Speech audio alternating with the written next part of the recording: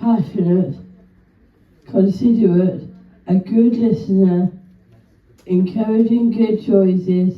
So he uses something called Brain and Hand, and it's an app, and it helps with tasks, helps with events, and helps him to be able to kind of organise his work.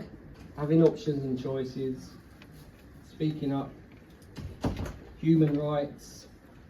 Able to speak up. Education. Easy read. Alan McGowan. Safeguarding. Networking. Mental health. Training. Marathon training. Passport training. Internet training.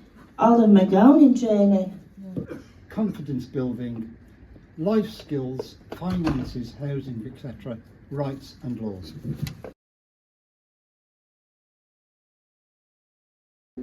Break down information in a way I understand and guideline. Communicate, make sure individual needs are met, reasonable adjustments, breaking things down, allowing time to process information, bringing support that people need. So, listening, understanding a person's specific needs, giving recommendations, networking.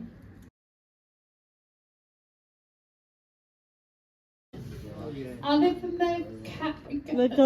McGowan training and safeguarding training, and the Oliver McGowan training from benefits and supervises, and safeguarding training is from Casper. Learning disability training, outreach training, disability training, facilitation training, board training, Person-centred training, safeguarding training and craft trust. Oliver McGowan, autism, induction.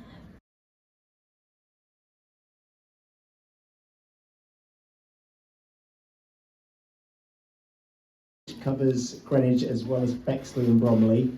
So we do many different projects collaboratively with the people who use our services. So we've got ResearchNet groups, which are groups which are involved in research and advocacy across, there's a different group in each borough. So as Kevin said, the longest running of those has been going for 11 years now. We also have a number of representatives from the Let's Talk About Sexuality group, which is a group, LGBTQ group for people with learning disabilities and autistic people. So we've done many projects. So there's quite a lot of other projects we're involved in, but I think I'll start handing around the microphone so people can talk about some of the different things they've been doing that they find passionate and interesting. Hello, my name's Laura, as I spoke earlier. I do ResearchNet group. It's a lovely group that I do on a Tuesday, 1 o'clock to 2:30. And we've got our chair here, that's Kevin, does the group, runs the group as a chair. I've been doing Tram Shed, as I spoke about that.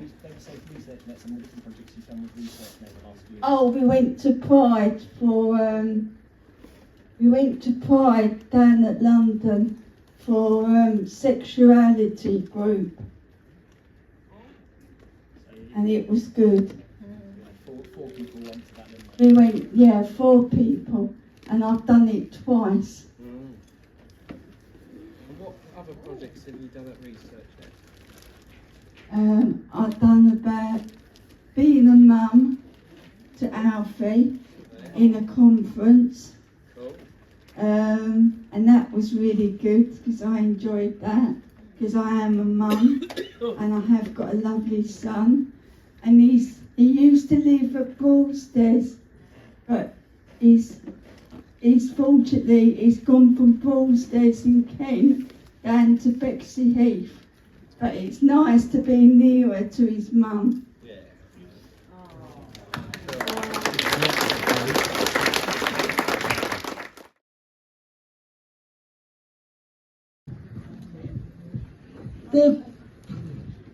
The big boys event is an event where lioness or people from different things come together and day services come together, and this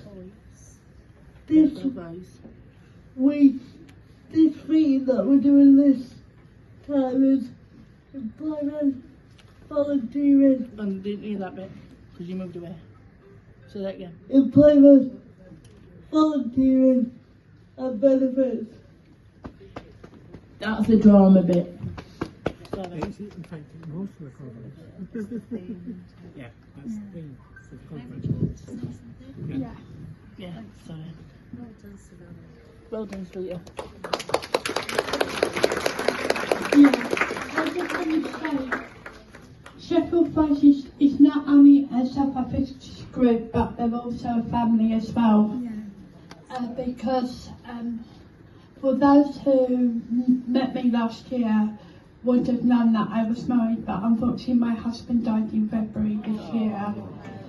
And so Sheffield Voices have become my family even more so since then. But also we also not only do the Oliver McGowan training, but we also do human rights in healthcare, and I'm also a representative for Sheffield Voices on Build, which is the British Institute for Learning Disabilities. And we do other things, including Easy Read, which is really good because that's one of the biggest things that a lot of us find hard, is finding information, especially from hospitals or social care, in the format we understand. So we get so much paid for helping to put their information into Easy Read, so that's a really good thing that we do as well.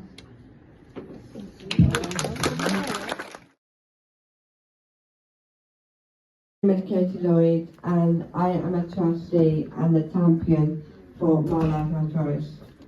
Okay, and to introduce Shawnee. I'm only Shawnee, pop up.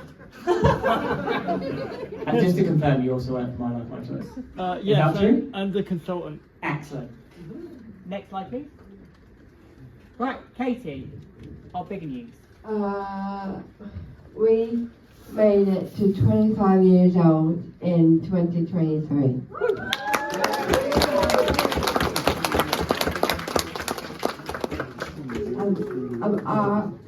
Our president has been made a CBE.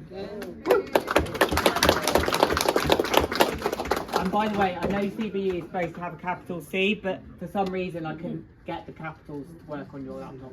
It's MBE, not CBE. Or was it MBE? It is MBE. Either way, fire on paper. Sorry, everybody. Yeah, It's an MBE. Right. Next slide. Not everyone could make it, but we recorded a video over the past couple of weeks. We've got quite a few of our members speaking on it. We've also got Stephen in a call right now, who is the person who put the video together. I didn't expect him to be on stage with us, but he is.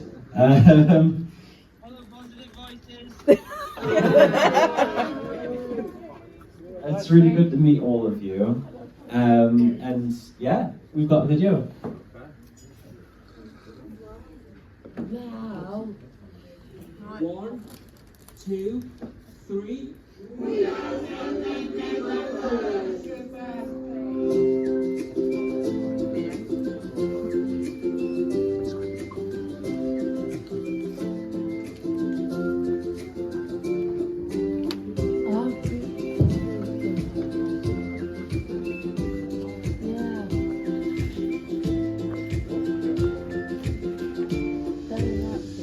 So I'm Lisa Clark, and I am the CEO of Some People First. Some People First was originally a service of the local authority, and it was created in 1992. However, in 2013, it was decided that Some People First would become a community interest company. And it was then that I became the CEO of Some People First. Since then we have grown, we have more self-advocates, we have more staff, and work is good.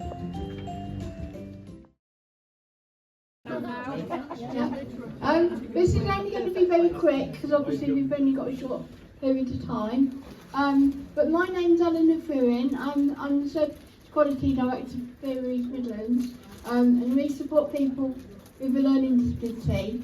And we've got a group called Being Heard, which is our advocacy group, which then also leads on to company ownership to enable people to have a say in the way that their companies work. So what Caroline's my executive assistant. So what Caroline and I have got is just some ideas and some bits that we do to actually enable the people we support to be able to be engaged with being heard. So Caroline, do you want me to pass over to you and then you can... Yeah. Hi, so Eleanor's my boss, and so my role is to support Eleanor in the work that she does. And one of the things that became apparent as we were going around meeting with people and saying, how do you feel about self-advocacy? Are you involved in any self-advocacy groups? We just got this blank stare, and people didn't really understand what it meant. And then you try to explain this concept of them speaking up for themselves. And we thought, do you know what? What we should do is find a way of doing some training so we can introduce it to them in a way that's accessible. This was both staff and people we support. Yep. So the fact that staff didn't really understand what advocacy was is kind of like makes it really difficult when you're trying to help people we support to be able to advocate for themselves. So what we did was we set up events in each of our local areas. So we support 252. If you can tell by the t-shirt. CASPA was formed in 1988, but the link group, which is what we've come from, has only been running for 2 years. So there are some slides at the back which will just show you a little bit about us, but I'm going to hand over to these guys to talk about it. Over to you, you're first. Just tell me who you are. My name's Mark. I like link to mixing with people, making friends, building confidence up. I'm Jo, and I've had a lot more confidence since I've joined the Self-advocacy, and I'm wonderful people to hear my voice. Can I just say this is the first time that Jo's actually spoke in front of people when we've been anywhere.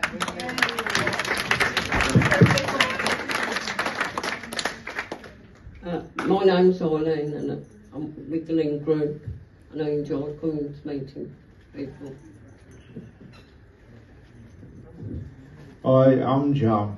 I'm one of the originals, Link Groups, and we have been doing a lot of things. We went up to Birmingham City Council a couple of months ago to challenge the automated phone system. If you get through to the automated phone system, if you have any form of speech impediment or you pause too long, you literally get cut off and there is no option to go through to a person, the call just ends. So we are still working with them to try and get that sorted, but the very first feedback session that we got with them, it proved to them just how inaccessible their service is. So, Kirsty, do you want to talk about yourself? You've not said anything yet. Hello, my name's Kirsty. I joined CASPA on a project called the Parents Project to start off with, and then I've joined the Link Group. I've been there for quite a while, and now I'm stepping up to be chair alongside Rita. So, yeah, that's a bit about it. We want to talk about some of the big things we have achieved the last year. Thank you all for the hard work you do. Thank you. Last year we held a People's Parliament about racism. We talked about the We Deserve Better report and how to stand up to racism. Since then, we have been part of a co-production project with Learning Disability England and the Race Equality Foundation. We will give training to the NHS and civil servants about how to work with people from minority ethnic backgrounds, so they are more likely to get better and stay healthy. Thank you very much.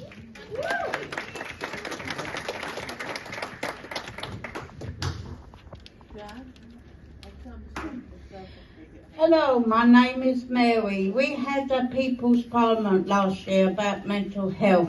I wrote a speech for the first time. I read it out at the People's Parliament. I was the chair, so I invited all our guests. I'm really proud of what we achieved. We have some workshops about feeling low and anxious. We talk about how people will learning disabilities need more choice and control in their lives and more time with GPs and health professionals so they can stay healthy. Hello, my name's Colin. We had a parliament about housing this year. People with learning disabilities don't always get where they want to live, and it's not right. We invited the housing team from the council, and it was the first time they came to our event.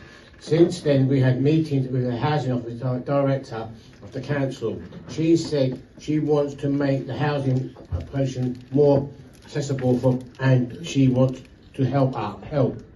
Thank you.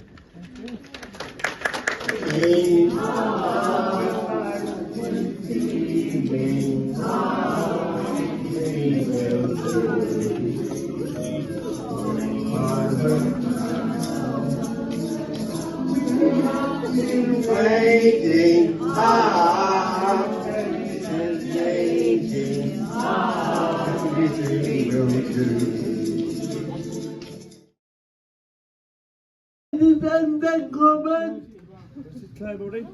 I would like to say about People's Forum,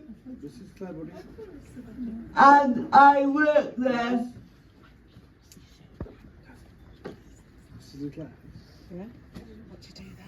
I work at all the lifestyles. Correct. What do you do at Ordinary Lifestyles? I do paperwork. Do they make you do all the filing, Claire? They make me do all the filing, yes. And the voters. And the voters. Oh, good. We had a big party last week. We also had a big party last week for somebody with. We were 30 years old. We were 30 years old last week. We had some awards. And you presented one. I presented one. And Julian did. And Julian did as well. Fabulous. Anything else? Is there anything else you'd like to share? No. No? Thank you so much, because you didn't prepare for that, did you? No, I didn't. You did amazing. Could you tell? Amazing.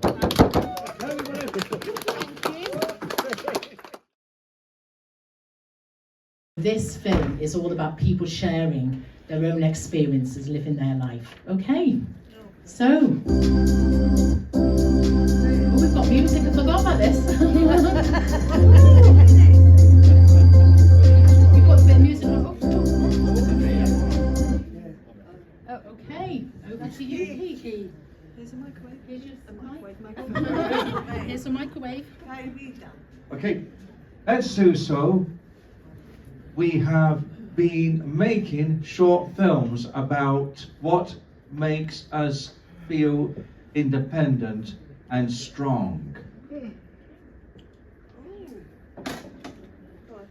My film is about my machine that helps me to read.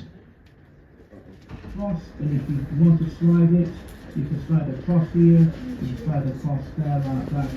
And it's very, very cold, like that. You need to wrap up, go back and put on lots of warm clothes. So my name is Sarah. I was here last year. Boo. Hear my voice again. But I helped to run this relationship course. So we had 5 sessions of self-advocacy work. So we'd meet as a group and we'd work on the skills needed for a relationship. Whether that was communication, whether that was just knowing what a relationship is, and the kind of one that our members were looking for. Knowing the differences between a good and a bad relationship. And then also we looked at body language, which we find a lot of our members struggle with sometimes. And then we had 5 social sessions. So I'll hand over to Polly in a moment to talk about a few of those. But we finished our sessions with a really pretty cream tea at a really fancy local hotel. I say really fancy, it wasn't quite this fancy, but it was fancy. And I must say, as a supporter supporting this kind of programme, that I wish it was done more openly and more regularly before self-advocates get to the age where they're kind of almost too old. Well, they think they're too old, I should say. They think they're too old for a romantic relationship. Because you're not. One of our members definitely proves that. And it was just really nice to really cement one of our relationships within 2 of our self-advocacy members and make their relationship seem real. Hi, my name is Clayton. I just moved to Sutton for 7 months. Yeah, I used to live in Sutton years and years ago when they had like Chicago Liquid. I remember clubbing. Yeah, I work for Unity, C4C, and I just joined Self-advocacy for change. Yeah, I love it.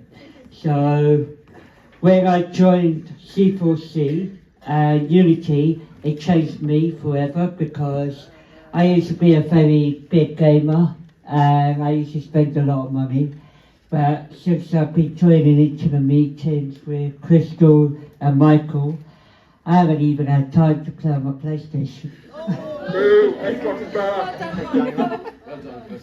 So yeah, I do enjoy being in the meeting, and it's over to Crystal. What?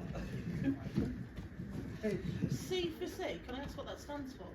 Campaign for Change. Thank you. Just thought I'm Oh yeah, I forgot that. I was actually going to explain. Thank you. So I'm Crystal, and I am one of the most working C4C members. I'm always the one who always get asked to represent. I don't know why. So some of the things that we have been doing, like some of the people aren't here today. We've got how many members? About 30 or so. 30 members. 38. So every 3 months we work with the Challenging Behaviour Foundation. We meet in London, and the previous ones we spoke about people being in hospital and getting out of hospital, people with disabilities and mental health, autistic people, and we've got one next week with the Challenging Behaviour Foundation, so hopefully that will go as well as the others. trying to help people in Kent and other areas to be like more independent, and so they are more confident to get like jobs, getting a relationship, and other various things. We attended Lewisham First's history of self-advocacy at the People's Parliament at that time, which was very informative, and we look forward to attending even more. And I love that we were invited by Positive Voices for the 3rd year running.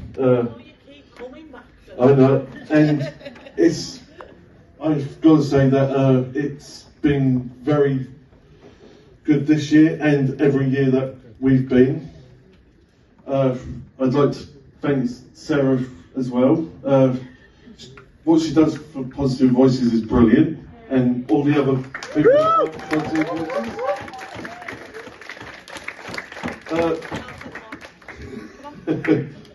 And also, for stuff that we're doing hopefully in the recent future, we're training other people in our organisation to help deliver like Oliver McGowan training as well, which includes my wife as well. Because the reason I've became a self-advocate is to help other people and to make the future for my son a better place. Because in the future, it's going to be hopefully a lot better, a lot brighter. Thank you, Michael. Thank you.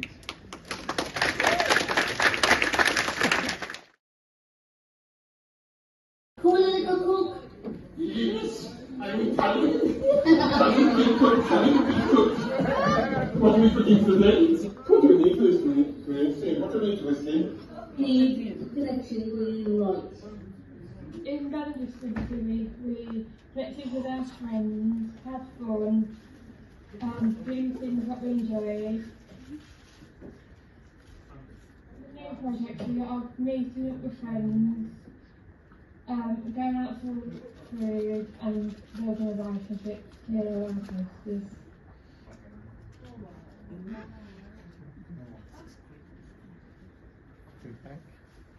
The job is really fantastic.